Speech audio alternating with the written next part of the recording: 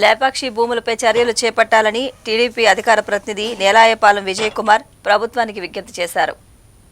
లేపాక్షి భూములను వెంటనే స్వాధీనం చేసుకునేలా చర్యలు చేపట్టాలని టీడీపీ అధికార ప్రతినిధి నేలాయపాలెం విజయ్ కుమార్ ప్రభుత్వాన్ని కోరారు. జగన్ హయాంలో చేసిన మోసాలన్నీ బయటపడుతున్నాయని అన్నారు. దొరికిన కాడికల్లా అప్పులు తీసుకొచ్చి రాష్ట్రాన్ని దివాళా తీయించారని అన్నారు. బ్యాంకుల్లో తాకట్టు పెట్టిన భూములను కాజేసేందుకు కొందరు యత్నిస్తున్నారని అన్నారు. ఢిల్లీకి చెందిన గ్లోబల్ ఎమర్జింగ్ టెక్నాలజీకి 2650 ఎకరాలు సొంతం చేసుకోకముందే ప్రభుత్వం ముందస్తు చర్యలు చేపట్టాలన్నారు. లేపాక్షి భూముల వేలం విషయంలో జగన్ గత 5 ఏళ్లలో ఏ ప్రయత్నం చేయకపోగా తన బంధుమిత్రులకు ఆ భూములను కట్టబెట్టాలని ప్రయత్నించారని మండిపడ్డారు. మరో 2650 ఎకరాలను ఢిల్లీకి చెందిన గ్లోబల్ ఎమర్జింగ్ మార్కెట్ అనే సంస్థకు కేవలం 28 కోట్ల రూపాయలకే కట్టబెట్టేందుకు ప్రయత్నించారని ఆరోపించారు. హిందూ శ్యాంప్రసాద్ రెడ్డికి ఇవ్వడం, ఆయన దాన్ని కుదవబెట్టాడు, ఆయన దాన్ని దివాలా తీయడం, ఆ తర్వాత ఈడీ ఆ భూముల్ని అటాచ్ చేయడం, శ్రీ జగన్మోహన్ రెడ్డి గారిని ఆ కేసులో A1గా A2గా మన విజయసాయి అట్లా ఉంటాడు ఇప్పుడు, ఆయన్ని ప్రవేశపెట్టడం, వాళ్ళిద్దరి మీద కేసు బుక్ చేయడం, ఆయన జైల్లో ఉండడం, బెయిల్ తీసుకొని రావడం, ఇవంతా జరిగాయి. 2019లో జగన్మోహన్ రెడ్డి గారు అధికారంలోకి వచ్చారు. వచ్చిన తర్వాత ఆయన కళ్ళు అట్లా మొత్తం రాష్ట్రం అంతా తిరిగాయి కదా, ఎక్కడ భూములు కనిపిస్తాయి, ఎక్కడ తీసుకుందామని.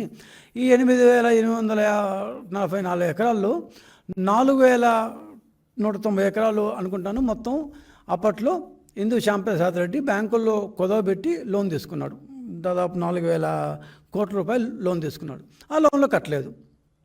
కట్టకపోతే బ్యాంకులు వచ్చాయి, మా దగ్గర లోన్ తీసుకున్నాడు ఈయన, ఆయన కట్టలేదు, సో ఆయన కుదవబెట్టిన, మేము ఆ భూములు గ్యారంటీగా పెట్టుకొని ఇచ్చాము, ఆయన కుదవబెట్టిన భూముల్ని మాకు ఇప్పించేసేయండి అని చెప్పి ట్రిబ్యునల్లో దాఖలు చేశారు. చూడ్డానికి బాగానే ఉంటుంది ఇది, కానీ అది వాడి భూమి కాదు, హిందూ భూమి కాదు, అది గవర్నమెంట్ లీజుకి ఇచ్చిన రైతుల భూమి, అది గవర్నమెంట్ భూమి. అది దాన్ని కుదవబెట్టుకుని 4000 కోట్ల రూపాయలు ఇచ్చిన ఆ మహా మేనేజర్లు ఎవరో అప్పటి బ్యాంక్ మేనేజర్లు. సరే అయిపోయింది. ఆయన భూమి కాని భూమిని కొత్త పెట్టేసుకొని ఆయనకి 4000 కోట్లు ఇచ్చారు, ఆయన దివాళా తీశారు. వీళ్ళు వచ్చి మా భూములు మాకు ఇప్పించండి, మా యొక్క అప్పులు మాకు ఇప్పించండి, లేకపోతే మాకు ఆ భూములను ఇప్పించండి అంటూ ట్రిబ్యునల్లో దాఖలు చేశారు. ఏం బ్యాంకులో ఇవి ఇంత ఉత్తుత్తి బ్యాంకుల్లాగా ఉన్నాయి ఇవి చూస్తుంటే. ఎక్కడుంది మోసం, ఎవరితో మిలాఖతయ్యారు, ఎవరితో కలిసిపోయారు. ఆంధ్రప్రదేశ్ ప్రజల్ని, ఆంధ్రప్రదేశ్ ప్రభుత్వాన్ని మోసం చేస్తుంటే అప్పటి ఆంధ్రప్రదేశ్ ప్రభుత్వం ఎందుకు మిన్నకుండిపోయింది, ఎందుకు చూస్తూ ఉండిపోయింది? ఒకవేళ ఇదే వేళం కనుక ఇక ట్రిబ్యునల్ కంటిన్యూ చేస్తుంటే డే లైట్ రాబరీ కదా ఇది, ఇట్స్ డే లైట్ రాబరీ. ఇవంతా ఎవరికి వస్తున్నాయి? జగన్మోహన్ రెడ్డి గారి అనుయూజువల్ సంస్థలకి వచ్చుంటే, అర్తిన్ ప్రాజెక్ట్స్ వచ్చుంటాయి. తర్వాత కొత్తగా మేము కూడా బిడ్డింగ్లో పాల్గొంటా అంటూ వచ్చిన వెంకటేశ్వర్లు, సుబ్బారెడ్డికి వచ్చుంటాయి. ఇంతింత మోసాలు ఎందుకు జరుగుతున్నాయి?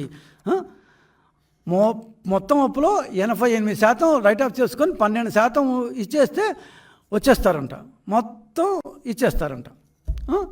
సో ఈ టైప్లో ఒక్కొక్కరు చేశారు. సరే, ఇది అయిపోయింది. ఇప్పుడు ఇవాల్టి ఈ పరిస్థితి ఏంటి అంటే, రెజల్యూషన్ ప్రొఫెషనల్ అనే అతను వేలంపాట ప్రాసెస్ని కంటిన్యూ చేయొచ్చు అని ట్రిబ్యునల్ చెప్పింది. కానీ ఏపీ ఐఏసీని ఇన్వాల్వ్ కాకూడదు అని కూడా ట్రిబ్యునల్ ఆర్డర్ ఇచ్చింది.